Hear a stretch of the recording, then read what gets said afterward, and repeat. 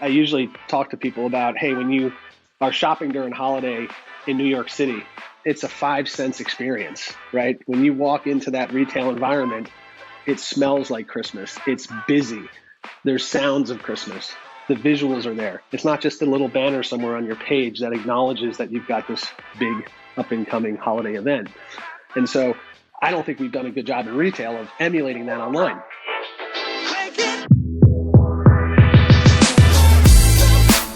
You're listening to Retail Remix, your inside access to candid conversations with the people shaping retail's future. Here's your host, Alicia Esposito. When you hear the word gifting, what typically comes to mind? I know for me, it's usually the holiday season, right? Maybe even a birthday or an anniversary. But according to John Gretsch, Chief Commercial Officer for Gift Now, gifting is a year-round opportunity and, in turn, requires a year-round strategy. I'll be honest, when I came into this conversation, I had a basic idea of what I wanted to talk about, but as we dug deep into the trends that are driving consumer expectations around the gift-giving experience, the challenges that brands and retailers are facing to improve those experiences, it unlocked a whole new list of questions and considerations for you, our listeners. Gift Now is a product of Loop Commerce, a synchrony solution. So we get into a little bit of the technical components, what that experience looks like for gift givers and gift receivers. But I think the big takeaway is the strategic nuance that is required to improve the gifting journey. Listen in. Hopefully you get some good insights or ideas as you think about what that gifting opportunity looks like for your brand. John, thanks so much for being on the show. It is great to have you on and great to be catching up with you. It's been a while, Alicia. It's really nice to hear your voice again. Looking forward to the conversation. Yeah, we have a fascinating conversation, I think, to dig into today around gifting, kind of what's changing, what new trends are emerging, and some of the challenges that retailers and brands may be facing right now. So as the name implies, your company Gift Now is in the gifting space, right? So before we dig in, I think it would be good to kind of set the stage around your expertise and your positioning in that space. So what unique distinction or position does Gift Now and even you personally have in the retail industry? Well, I'll start with me personally. So I'm coming at this from a bit over 2.5 decades in working with retail technology startups, all serving things having to do with driving great customer experiences. And 7-ish years ago, when I started to take a look at this opportunity, I actually had no idea that gifting was as big as it turns out that it is. And there's always an opportunity when there's big markets sitting in front of you, hidden in plain sight. And that's what I saw, and that's what attracted me to want to come tackle the problem here at Loop.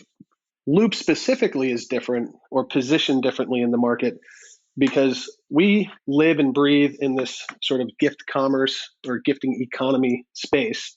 And when you take a look across the competitive landscape, the majority of the players, especially the big ones, are really, really focused at delivering on a gift card type experience. Loop took a different approach and said, but hold on, not everybody wants to give a gift card. There's lots of great reasons to do gift cards and lots of great opportunities for retailers to drive that business. But in reality, there's a whole audience out there that also wants to send products. And there's moments that people want to connect through products in the form of gifting. And we see that all the time in the physical world, but the digital execution didn't exist yet. And so that fascinated me, right? Here we are 25 plus years into e-commerce, and no one had looked at how do you solve for this gifting problem online when it came to products. And so we came at it through that orientation. And we, over time, migrated to also enable the service of gift cards as part of the platform. But we're doing that all with products in mind.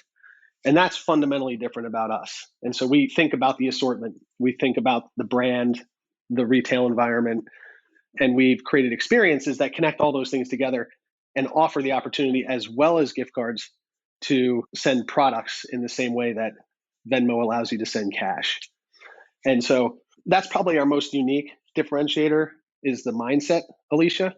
We're also modern, right? In a very sort of old category. Most of the providers have been around for 20 years. There's a lot of tech debt involved there. As a modern system, it enables us to move more quickly, make investments in new ideas, iterate at a rapid pace. These are all things that come alongside of developing on modern systems.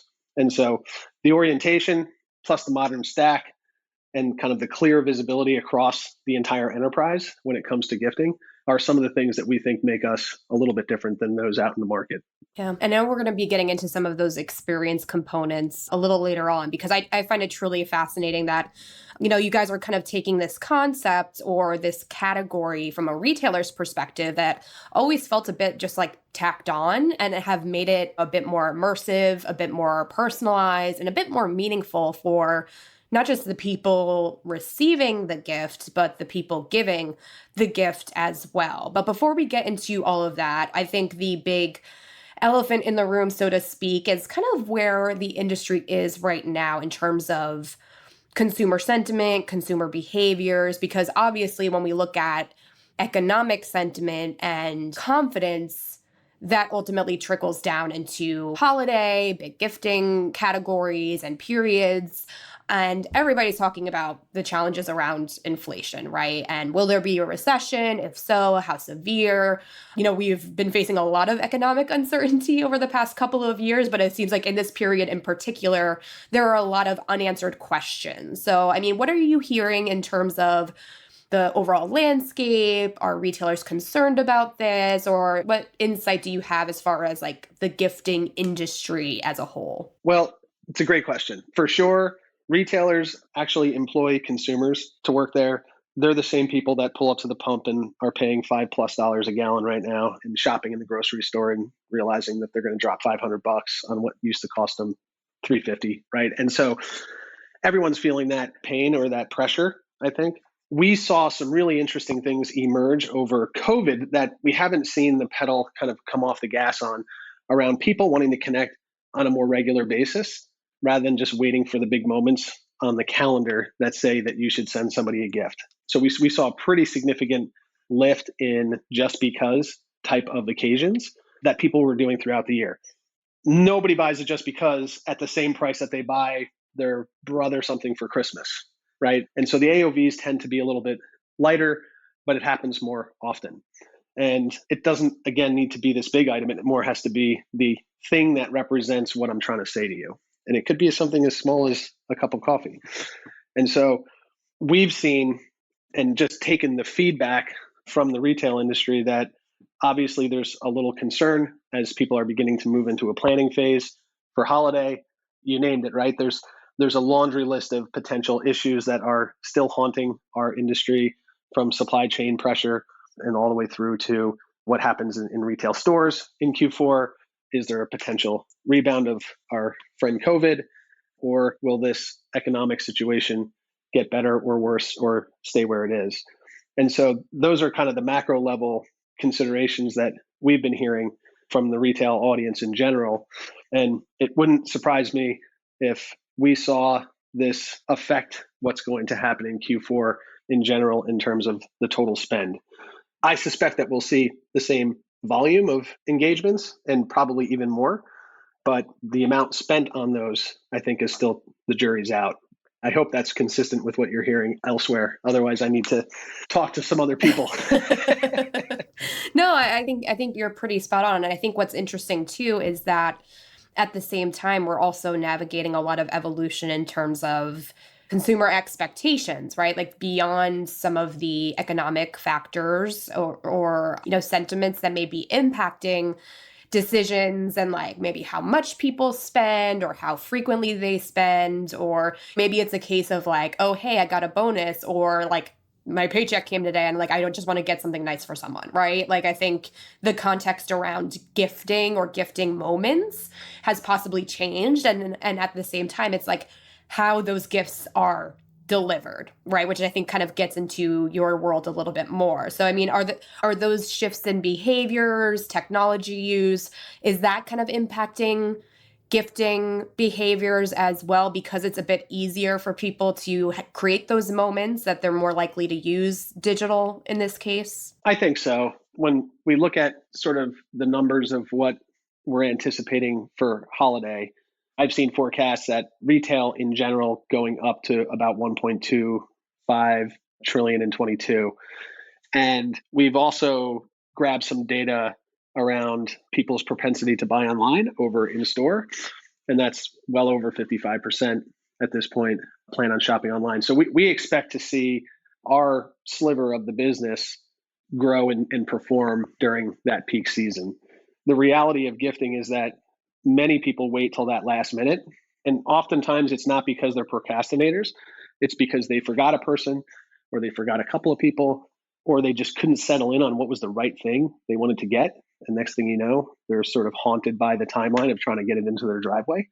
And these are all things that our platforming capabilities for retailers help to solve for.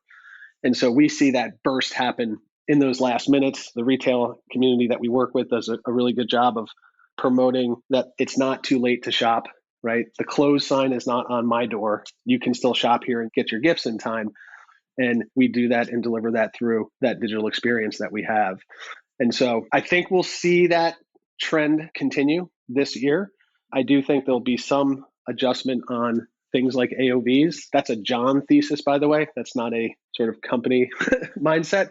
It's Okay. just my logic is telling me, we'll probably see people spending a little bit less, but you never know. It really depends on, I think, what happens over the next couple of weeks. You've also got midterms coming in November. That always creates a fun sort of turmoil in the country. So there's a lot at play here, but we're looking forward to this holiday for sure. No, that's great. And I mean, what else are you hearing from the retail marketplace, either your current customers or potential customers, around their challenges or what they're hoping to accomplish? Like, are there cases where retailers say, you know what, we have like just plain old digital gift cards, physical gift cards, like we're good, and like that urgency around creating something more experiential, more immersive isn't quite there yet? Or are you seeing that urgency at the executive level, like as you have conversations around gifting experience and what a sound gifting strategy looks like? Yeah, good question. So for sure, the interest in winning at gifting cycles similarly to the seasonal holidays. And so we see that from just an inbound perspective and number of conversations that we're involved in. That will go up in the summertime. It will spike in that sort of early fall. And so we did a survey together with another company last year and found out that 75% of retail execs believe that their gifting strategy is important to their overall e-commerce strategy. And only 2 of them actually thought that their current capabilities were mature. And so that's another one of those like big misses, right? You've got a very large population that believes it's critical, and you only have a 2% population that thinks they're doing it well. Huge gap. And so we'll see, I think, people continue to lean in on it, especially as they lean in on digital in general, not against physical, but together with the physical stores. So I think we're going to see more activity. And by the way, it's not just the Gift Now platform that answers all of the questions, right? I usually talk to people about, hey, when you are shopping during holiday in New York City, it's a 5 cents experience, right? When you walk into that retail environment, it smells like Christmas. It's busy. There's sounds of Christmas. The visuals are there. It's not just a little banner somewhere on your page that acknowledges that you've got this big up and coming holiday event. And so I don't think we've done a good job in retail of emulating that online. Yes, we message a couple things differently. We get into the promotional sort of cadence that you'll always see leading up and during those peak seasons. But I think retail has a lot to gain in terms of creating an online experience that stimulates the imagination and the connective nature of gifting in the same way it does in the physical store. And so we try to provide a lot of advice around that. There's not necessarily parts of the platform that do on-site merchandising, for example, but there's certainly different ways to approach that. And I think there's a whole nother set of rules that you need to view the path to purchase through in order to perform better than you did last year. And so it's whittling away at those problems, the challenges of the gift shopper, and maybe even realizing who that might be. because it probably actually isn't the same person that's shopping for themselves on your site. There's a really good chance it's not. And we see that evidence in the more polarizing retail environments. If it's a women's brand, right? And there are 90%, 95% house file is females over 30, under 50 with 100K in household income. Guess what? There's a really good chance that during Valentine's Day, Mother's Day, and Christmas, your site is riddled with men who are buying for them. And most brands haven't flexed or built the muscle to know how to message and communicate to that particular type of customer because it's not their standard customer. And so that's another really big opportunity, not only in site or on site, but above the funnel, how you communicate to those potential prospects, how do you get them into the site, and then what kind of experience do you provide for them once they get there, right? They're not having a tactical search execution. They're looking for inspiration. They're looking for ideas. They're looking for ways to connect with the products relative to the reason they're buying it. And most of the time, it's not the same specifications that a self-shopper is looking for, right? Actually, those specifications become hurdles for the gift buyer.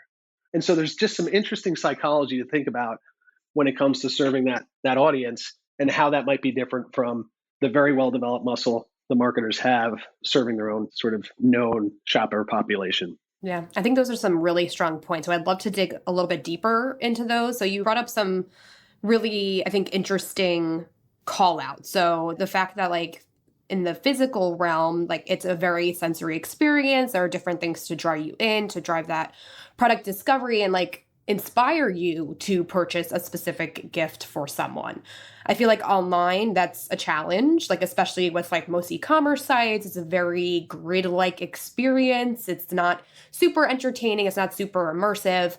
And then that nuance in the customer journey, right? Like we hear so much about journey mapping and understanding your core personas, building experiences around that. So, I mean, I would love for you to kind of expand upon what that psychology is and like kind of getting inside the mind of the gift giver and like how that kind of creates opportunity for creating a more immersive gift shopping or gift giving experience, because it seems like there is definitely a lot of gaps there in terms of like what consumers would want or do say they want versus what they're actually getting. Yeah, there's a lot in there, Alicia. I'll try to unpack it without getting too far off the reservation. So Okay. Feel free to roll me back. I'll roll you back if needed. So the first thing is we came out of the ground as a company and as a concept on the back of really the science, the behavioral economics involved in the decision making around buying a gift. And we did some studies with some people that are experts in the category, and we learned a bunch of things. Like, for example, the sender, the gift giver, much more highly values giving risky gifts. There's a lot more satisfaction taking a shot and the shot landing than giving you a one-size-fits-all type of gift. And that's true also on the receiving end, right? There's really something curious and emotionally sort of charging when somebody gets you this gift and it's like this off the cuff thing and you're kind of responding with, holy, that was awesome. I'm so glad you got that for me, right? This isn't a transaction, right? I'm not buying paper towels. I'm actually creating a connection between two people. And the brand stands in the middle of that. So there's a lot at stake. You're actually dealing with two customers. It's different. It's just not the same. So the psychology of gifting, I think, presents opportunities for retailers to gain more mind share and sort of loyalty out of the customers of that particular transaction. And so things like doing a really good job of merchandising what people would perceive to be hard to buy products, because hard to buy products tend to actually create more enjoyment on the sending side and the receiving side. That's exactly opposite of what you see in retail, right? When you go to the gift wall, what's on the gift wall? Hats, gloves, scarves, things that you don't need to make any real decisions around, right? Because it fits into that one size fits all category. And that's not necessarily going to deliver the best experience through that gifting sort of connection between those two customers. And that's something that people need to be mindful of. How do I really do a good job of eliminating the fear of the risk so the transaction happens, but doing that with things that items, products that people will really value on the receiving end as well as therefore on the sending end. I said there was a lot there, and that's the only one I can remember. Well, let's kind of dig into the opportunity for digital specifically, right? Because when I think about digital engagement or how consumers are using digital, like there's messaging, there's like this curation component to it. So, I mean, how does this render for the gift giving experience? I mean, this is likely coming through the lens of like the gift now experience, right? Like what retailers can actually implement and use to create a valuable gift browsing and giving experience through their branded e-commerce experiences, right? So like how can digital make that process more personal, more contextual? I guess this is probably through two angles, right? Like the gift giver and also the gift receiver, like the person who's actually going through the process of like redeeming that gift. I'll start there because I think it's interesting. And this just goes to mindset, right? We'll often hear comments from our retail partners that they want to introduce some kind of a commerce opportunity in that receiving flow. And that just goes to show the kind of myopic focus on always sell whenever you can. And you ask the question of, well, when was the last time somebody upsold you something while you were unwrapping your gift at home for under the Christmas tree? And the answer is exactly never. And so that's the decoupling of what you're supporting and sort of creating between two people with the retail mindset of, but I think this might be a chance to sell more. Is it a chance to now win that customer? For sure, right? And in fact, you've got the halo of the emotions wrapped around the gift that they got. But it's probably not the right time to offer them new things or to sell them anything because they're just opening a gift. They didn't go to your store and try to buy something. So there is kind of a decoupling in how to think about that. From a merchandising perspective, I think that there's a lot of energy spent around your typical taxonomies and journeys that are rooted in the facets that people use to describe a product. But people buy gifts for different reasons, right? And I would encourage or maybe even challenge anyone listening to think about the reasons why I would buy this for fill in the blank person on fill in the blank occasion and speak to me in that language.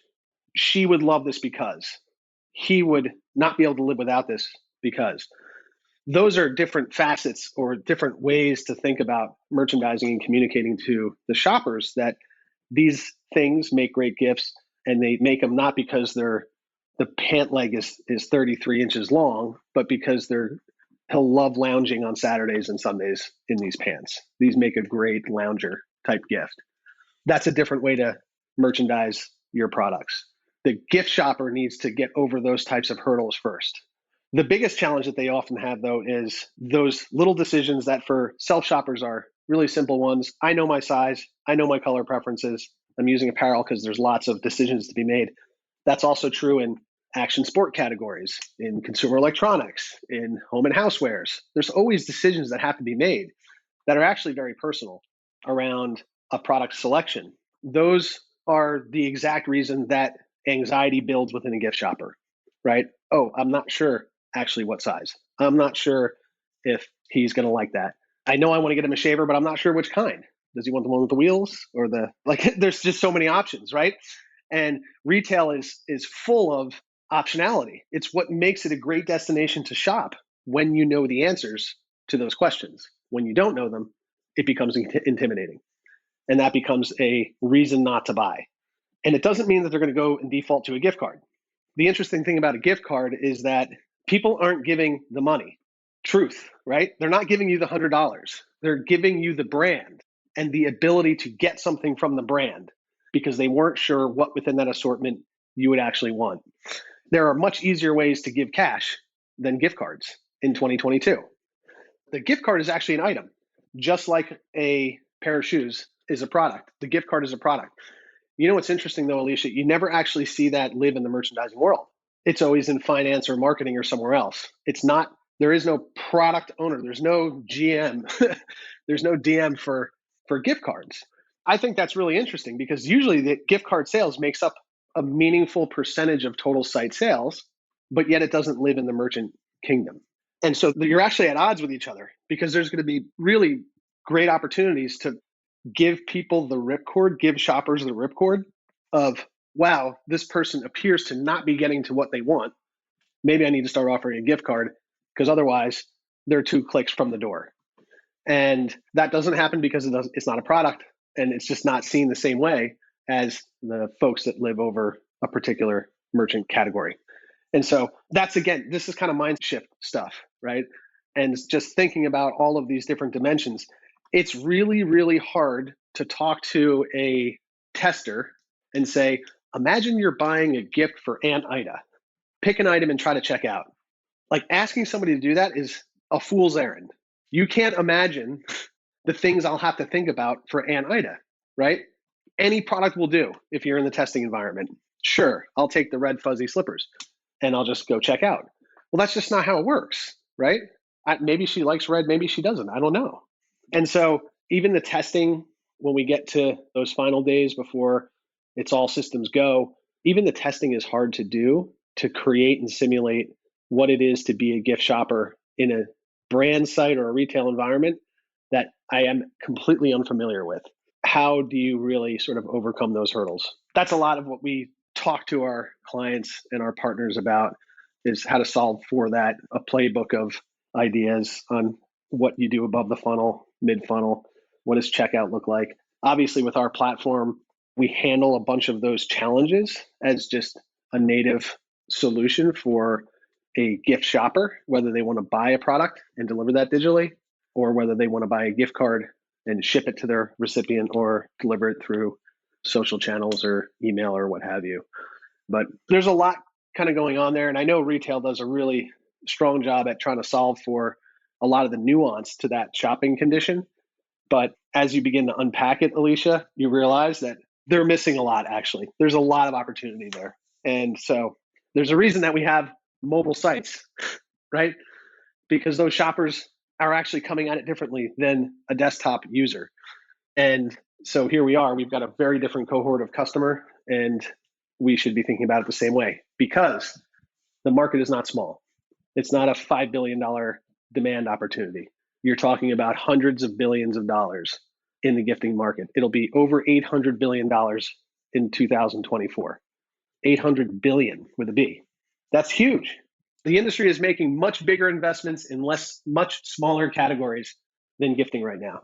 And that's sort of fascinating to me as well. Right. Oh, this is great. And I think you did a nice job of illustrating just how complex this all is, and like why we need to like rethink or reframe what gifting can or should look like, especially through a digital lens. But I think it may be helpful if we maybe like walk through possible scenarios or examples of like what this improved gifting experience may look like. I mean, is it safe to assume that this is something that can scale or apply to different categories? Are you finding strengths for specific categories for these new experiences? I think maybe showing or telling rather an example may help make the picture clearer for the folks listening. Yeah, sure. So we power the digital gifting experiences, that's with an S, at world-class retailers and brands that we believe we're helping them just fundamentally unlock, or you might even call it unblock, some of the challenges wrapped around the gift shopping. And it really starts with the premise that e-commerce at the very sort of ground zero was not designed for that type of shopper, it turns out. And so there's some fundamental things that you need to be able to overcome. In the product gifting side, when you drive down the highway, you still see a billboard featuring a pair of denim jeans. It doesn't say, and these are size 6 or 32 length and 30 waist, right? It's just a beautiful, well-fitted pair of jeans. So in the mind of the consumer, you want to give those jeans, but then you got to make those other decisions. And what I mean by e-commerce was broken for that is that I can't even add that to cart without declaring those specifications, right? Where really I just want to give her jeans. And so there's a mismatch there in terms of what I want to give and what I ultimately have to give. And so we kind of said, we got to break that, right? You got to be able to give the jeans. Let her pick the size and color. This is digital. It's two-way. Like, why do I need to decide this? It has to get shipped to her house. She's got to try it on, hate it, send it back, get another pair, send them out. There's nothing efficient about that, right? Where we can empower the recipient to make those choices for themselves. I want the blue tent, not the green tent, right? And so we decoupled fundamentally in our first incarnation as a product gifting engine, delivery of the gift and the experience from the shipping of the item. Those are actually two different events. They don't need to be tied together. And today we believe they're tied together. That's why everybody puts the sign on their door that says, don't come shop my site after December 20th because you won't get your gift. Well, the gift is the moment. It's not the item, right? And so we can bridge that with personalization, with an experience that triggers the same emotional response as it would if you're ripping open paper, right? And that's really the gift. By the way, a couple of days later, it'll show up in the mail. And then you actually get a little second spark because it's like, oh, wow, it's here, right? And so we focus on the consumer engagement. How do we create a really personal experience? We enable personal video greetings, for example. They get used a lot. Same with photo uploads. They also get used a lot. People always obviously write a note. We also close the loop with a thank you note, right? And that's a big deal because the sender gets the response a day, a couple days later, whatever it is, and it creates another sort of glow moment. And so these are all opportunities for retailers to play a role in connecting two individuals at a very sort of human and emotional level. And that generally will generate a halo for that brand or retailer from both the sender and the recipient. And so we've seen that. There's some hidden nuggets in there, though, Alicia. Like what I talked about earlier with the non-typical customer type, that drives a significant opportunity for customer acquisition. And there's little nuances to everything, right? Like men tend to procrastinate, and I'm one of them. Now, there's this interesting psychological game that happens where the closer you get to the moment you're supposed to be giving something, the more tax you're willing to pay to get the right thing. And so we see that consistently in every holiday, in especially the male audience. The closer they get to the holiday, by the day, they're willing to pay more and more and more from an AOV perspective. And we call that the gifting guilt, is sort of overcoming them. But that's really interesting, right?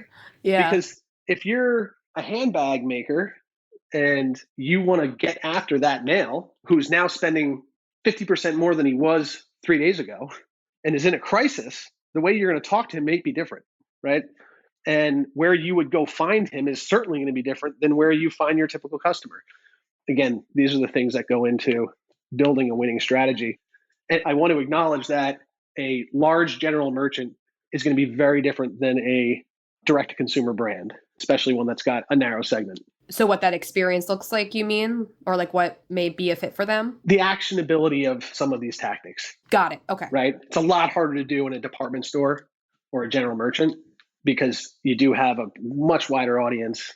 It's a much sort of more transactional environment to begin with. There's a lot of sort of built-in habit around those environments versus when I go visit a luxury brand site. That just feels, looks, and is different. But it doesn't mean you shouldn't know all of these things and start considering how to react and ultimately provide the best possible experience for the customer. Yeah. No, I think that's a good point. And in your last response, I picked up on a few subtopics, like as you were talking about the impacts of these improved experiences. So returns was kind of an issue, right? Like when you're seeing like a billboard or an advertisement, you don't have that context into like sizing and specifications. But then you brought up the potential benefit of maximizing those average order values. So, based on timing, consumer mindset, et cetera, and being able to build those shopping carts out a little bit more. Are those benefits that your target customer set, current or potential, like fully realize like how deep this value goes? Or is this something that like when they have conversations with you around strategy and what this vision looks like for them, are they just like kind of like, oh, like this actually ties to like bigger business impacts or possible ROI than I even thought about? Like, how does that conversation shake out? Good one. So we kind of refer to it as the gift of gifting, or the gift of gift now, particularly. And when it comes to how they sort of evaluate the swim lanes of impact, there's a variety. And obviously, we're a very focused industry on things like conversion rate, average order, frequency, all of the main sort of KPIs that any retail exec is going to be obsessing about every day that they get up. returns are a real problem. Imagine if, and you've read the kind of post-holiday disaster stories of the return rates and the billions of dollars, and I'm just using that vaguely because there's a number out there and I can't remember exactly what it is, but it's billions of dollars of returns. Most consumers don't know there's a fair amount of those that actually end up in the trash, right? Because you can't even resell them once they come back. And that's just a sad waste in a modern time when it doesn't actually need to be that way. And so imagine if you could walk into a retail office and say, if everybody bought and sent through Gift Now, you would just not have returns during the holiday. There wouldn't be a single box coming back to your warehouse because there's a couple of actions that happen once that product is returned, right? First, it's returned because the decisions that were made around it weren't the right decisions and they were made by somebody else. So there's a really good chance you're going to get it wrong. Second, there's the whole, how do you keep the transaction? How do you keep the order? We see a lot of this, Alicia, result in actually returning money to the credit card. And so versus issuing store credit and saying, great, they spent $150 on you for those pair of boots or for that life preserver for your boat. But if you don't want that, here's the 150, go buy something else. There's many times where that actually goes back to the original method of payment. And so you're actually losing the sale, right? Versus the toll booth versus the cul-de-sac. And so if I can empower that recipient to make the choices of, do I want this thing? If I do, what are the configuration of it? By the way, where am I shipping it? Right? Like, do you know your parents' address off the top of your head? If they lived halfway across the country, probably not. And most people actually shop in this sort of very on-the-go mindset. And so just knowing the shipping address is a hurdle. But going back to the return part, if you can empower that recipient to make those choices and then tell you where to ship it, the stickiness of that is much higher. The return rate isn't going to index the way it does with blindly given gifts. And by the way, if you decide you don't want it at all and you just instantly got a gift card for that particular retailer or brand as a response to rejecting the gift, nothing ever was picked, packed, shipped, delivered, or returned. And all the money stayed in-house. And so there's a mushroom effect on, if you look at things at a per transaction basis, there's much, much better margins when you have control around those aspects. And so that's what we bring. That's what our platform does when we take away kind of the gloss and the fun aspect of being this connective technology for two people in the form of gifting. Really what it does is it roots out the causes for returns. It keeps the money in the drawer because you never have to really return it. You give them a gift card to go buy something else. And it gives your shoppers a chance to actually buy and deliver something instantly and not have to worry about whether or not that's going to arrive on time. And so those are a couple of the main KPIs that retailers rely on us for. Now that's specifically, Alicia, around the product gifting world. There's a whole another set of really interesting KPIs when it comes to gift cards, things like overspend. If I buy you a $50 gift card, you're probably going to spend $75, maybe $100, right? I may or may not be a new customer, but I'm pretty sure I'll index higher for new customers versus someone who's buying a product. I can deliver them instantly through email or text. Money never expires, right? People enjoy that. It kind of creates that halo where 6 months later, I'll be thinking about the brand because it's sitting in my drawer. And so there's a bunch of opportunity built into gift cards too. And they make great gifts and we do a really awesome job delivering them. But we like to celebrate the merchant's assortment and give them the chance to give that as part of their opportunity to connect with their new customers and the customers that have been coming back. Yeah. So as retailers kind of implement these gifting experiences, I mean, you mentioned all of the different ways that, gifts can be sent or the receivers can actually go through that process. Do retailers/brands kind of use those same KPIs to dictate like what maybe they should incorporate into the experience or like adjustments to make? Because I know like as we think about the return on these investments, it's like, okay, how do we use data to iterate and improve upon them? So is that something that you provide guidance on? Or I guess what is that next level of consultation or guidance to help them optimize that experience further? Yeah, I think it starts with the above the funnel and then it kind of leaks all the way through that purchase path. And so we obviously have pretty robust data on the transactions that we process for our retailers. And associated with that is actually a myriad of metadata, right? It's what was the item, what was the category, how much was the price, who's giving it, when are they giving it in terms of how close it is to delivery, because we actually know when they want it delivered because they can set it for 3 days in advance or 3 days ahead of time, right? And so we can understand which categories have the highest propensity to drive an exchange, which in their world is a return. So maybe you don't want to end cap promote a category that 65% of the time the recipient doesn't like it, right? And now you're going to be strapped with the expense of getting those returned.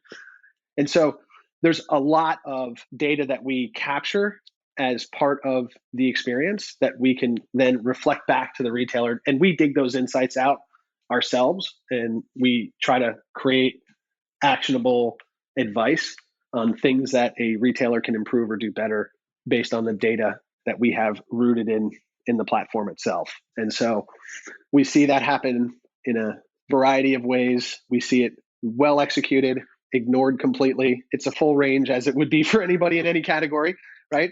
But those insights are there, and they tend to be really, really valuable. And you end up having a lot of light bulb moments too of, oh, I didn't realize that. Like, hey, did you know that your number one gifting occasion is birthdays? And it's 65% of the time someone buys a gift. And what are you doing to win that? Because that's a huge opportunity, right? Turns out you make a great birthday gift, better than a wedding anniversary gift. So is there something you should be doing in the marketing to drive comfort around purchasing this as a birthday gift? Because that's every single day of the year. There's 800,000 birthdays. So go get your piece, right? Oh, this is great, John. Very fascinating. I mean, like as we dug into the conversation, it was interesting to see how many layers or, subtopics that came out of, just this, you would think relatively innocent topic of gifting, right? Like there are so many things to consider. So to that end, I mean, at the top of our conversation, we talked about consumer sentiment and possibly what's to come during the holiday season and the trends that we're tracking there. So to that end, I mean, any closing thoughts, recommendations, even predictions on your side to kind of get our listeners thinking about where their strategy is and what adjustments they need to make going into the holidays? I think the biggest recommendation I would have is care. Care that there's a big business here that you're probably not optimizing and probably not getting your true piece of, because you haven't thought about how it's different from what you are programmed to deliver in your self-shopping universe. And so care about the differences and the nuances, and then take small steps towards just getting better at each one of them. And ask your customers. Customers are the greatest source of insight sometimes. And so there's a lot of opportunity in there. By the way, don't be afraid to give your products to your customers as gifts. If it makes great gifts for consumers, your customers would be thankful as a recipient if you use that as a way to drive loyalty or inspire a connection with your customer base. You're probably doing a lot to try to do that, and you're probably not using your products as a method. And so I would encourage folks to think about that. Where does it fit into their overall loyalty and sort of frequency driving activations? Pick apart the process. Think about it through the lens of the recipient, or I'm sorry, the shopper who is buying for somebody else, and look at where your tripwires are and try to find ways to solve for it. It's not a binary decision most of the time. So don't be afraid to have more content in your gift guide than you would normally on your index pages for self-shoppers.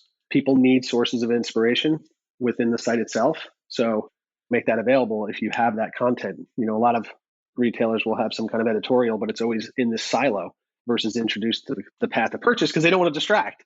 Well, this shopper actually needs that as part of the supporting reasons to buy in the first place. Realize your audiences are different. They have different problems to solve. Realize the things that they care about. It's 2022, and I still can't go even to the biggest of the biggest and say, I want this delivered on May 12th. You can't pick a date for delivery. That's crazy, right? But it's true. And it's not simple to overcome that with physical things. And so you could do it digitally. But that's the kind of the point, right? If it's your birthday, Alicia, I want it to land in your driveway on your birthday. I don't want it to get there the day after or 2 days before. but I can't do that. Those are little things that once you start to realize we're not well equipped, then you can start to pick apart the things that you're not doing well and the things that you're doing better and double down on those. And don't wait, because it's every day. It's not just December. In fact, I'll leave it there. It's not just December. It really is an everyday business. Yep. No, that's great, John. Well, this has been a fascinating conversation. Thank you again for getting into the weeds with me a little bit. Again, there's so many layers and considerations. So really appreciate you taking the time out. No, it was a fun conversation, Alicia, and I'd welcome it anytime. People can find us. They can send an email to hello@giftnow.com. They can reach out to me directly, john@giftnow.com. And of course, hit our site or see us at a conference. We'd love to talk. Excellent. Yeah, and to that end, everyone, if you have any follow-up questions for us, you've likely seen us on Twitter and LinkedIn. We share announcements when these new episodes are available. So feel free to drop us a line, ask follow-up questions. We want this to be a conversation because it is a year-round strategy. It is something that brands and retailers need to rethink and reconfigure, especially if they want to create those new revenue opportunities that we discussed today. So looking forward to hearing your thoughts on this increasingly important topic. And of course, if you enjoyed today's conversation, drop us a line, rating, or review on your preferred podcast player. We are on Apple Podcasts, Spotify, Stitcher.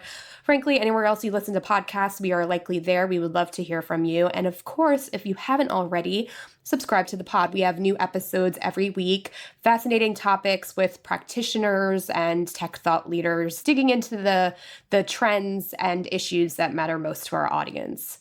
But for now, that is it for today. Thanks again, everyone, for joining us, and we will see you next week. Thanks for listening to this episode of Retail Remix. Be sure to subscribe so you never miss an episode. You can find us on your favorite podcast player. Until next time, keep mixing it up.